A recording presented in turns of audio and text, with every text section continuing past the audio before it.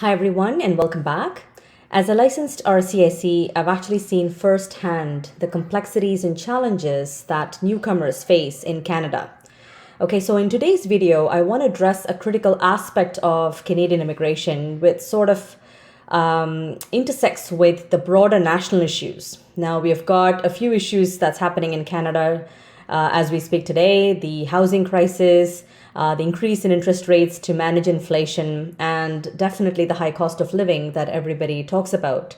And how I will also discuss how considering a move to a more rural area could be a game changer with your immigration application, both for temporary and for permanent applications. So let's get started.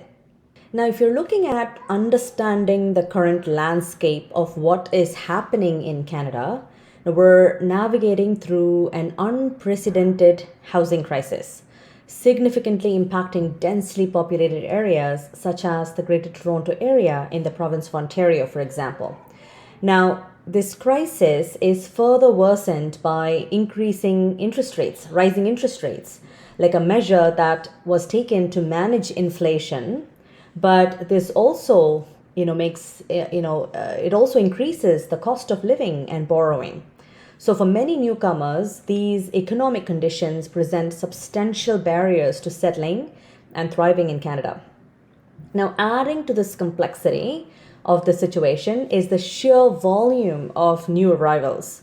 In January alone, for example, the Greater Toronto Area welcomed 35,000 people at a time when Canada as a whole received only 125,000 people in January. Okay.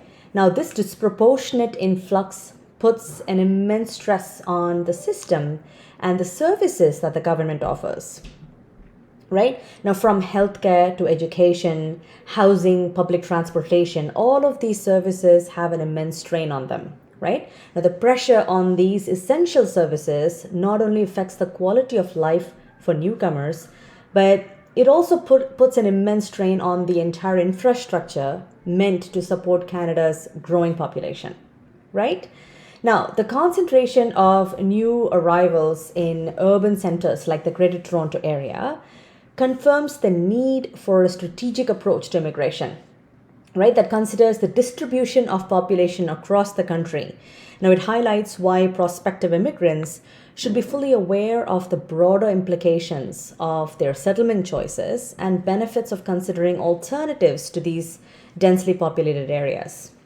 Now, exploring opportunities in rural and less populated regions, immigrants have the potential to alleviate some of the challenges facing overburdened core areas or urban centers.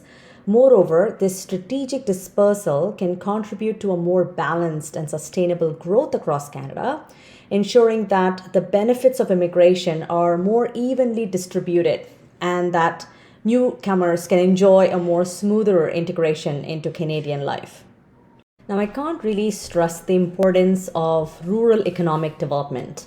Canada is huge, and that includes countless rural communities that offer a quality of life and affordability that you can't even dream of in other urban areas. For immigrants turning their attention to these areas, it can offer quite a few advantages, and I'll name a few here. The first and the foremost is lower cost of living. Rural areas generally boast a lower cost of living, including more affordable housing options compared to the major cities. The second is economic opportunities, right? Many rural communities are in need of skilled workers to support local industries, healthcare, construction, agriculture, and which also pretty much aligns perfectly with Canada's immigration focus areas. And the last but the most important is the quality of life.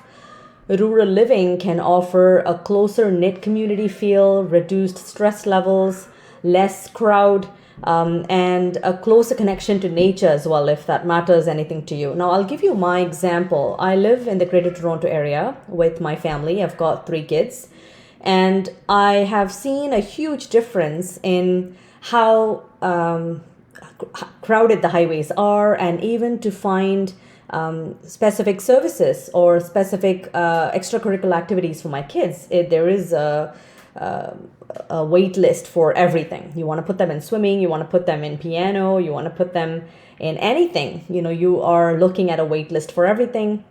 And schools are increasingly getting very difficult. I know a lot of people who cannot get their kids into the school district that they're into. They have to send their kids somewhere else, or sometimes they have to move houses because they're building all of these houses as much as possible, but there is not enough facilities to go along with or to support the number of people that move into these core areas. So just keep that in mind when you're planning your move to Canada.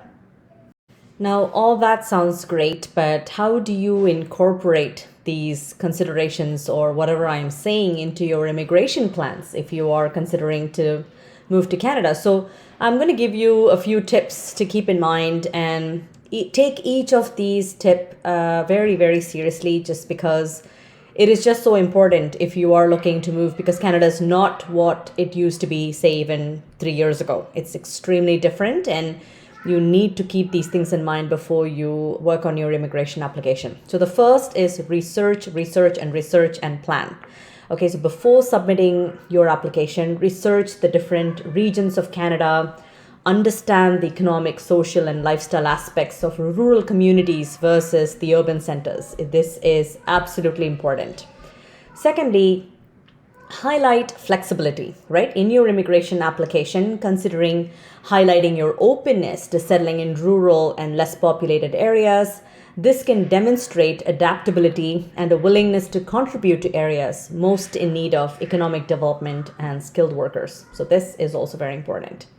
And the third is prepare for a different lifestyle, right? If you decide to pursue opportunities in rural areas, prepare for a lifestyle change, right? Like this might include different employment opportunities, social norms, community resources compared to urban areas. Like it's very different. The urban setting is very different. When I say different, it's not necessarily mean it's bad. You just have to have a little bit of a mindset shift to be able to live in these rural areas, and you may come to like it very much. Again, going back to a little bit of a personal feeling, as where I am in my life right now with my family. I would absolutely love to move to a more rural location. Of course, I have to keep in mind good schools for kids, and there are some rural locations. When I say rural, it doesn't mean there are only like 100 people. There are a lot of rural areas where they have really good schools, and they're still looking for economic development, and they're still looking to grow their economy. So considering those would be a very good aspect for you, and it's less stressful, less crowd. And again, because they're developing and because they're growing, you could be a big fish in a small pond, as opposed to coming to these urban areas where you're sort of lost. You are a very small fish in a very big pond. And this can make a big difference in your life and your settling, your strategies to settle down in Canada effectively. So to sum all that stuff up, I'm going to just leave you with a few final thoughts. So as we navigate through housing crisis and high inflation and high cost of living and the push for economic diversification, I think immigrants play a very important role in Canada's future, right? So by considering a move to more rural areas, you are not only alleviating some of the challenges facing urban centers, but you can also enjoy a lower cost of living and a higher quality of life, as I talked about. Now, this strategic approach to immigration can benefit not just you and your family, or if you're looking to move your business, but it can also contribute to a more balanced and sustainable growth across Canada, right? So as always, my goal as a licensed RCIC is to provide you with the insights and guidance needed to make informed decisions about your immigration journey. So remember that embracing change and exploring all options can lead to a rewarding opportunity and successful future in Canada. Thank you for watching, and if you found this information helpful, please like, share, and subscribe for more insights on making your Canadian dream a reality. Thank you, and good luck.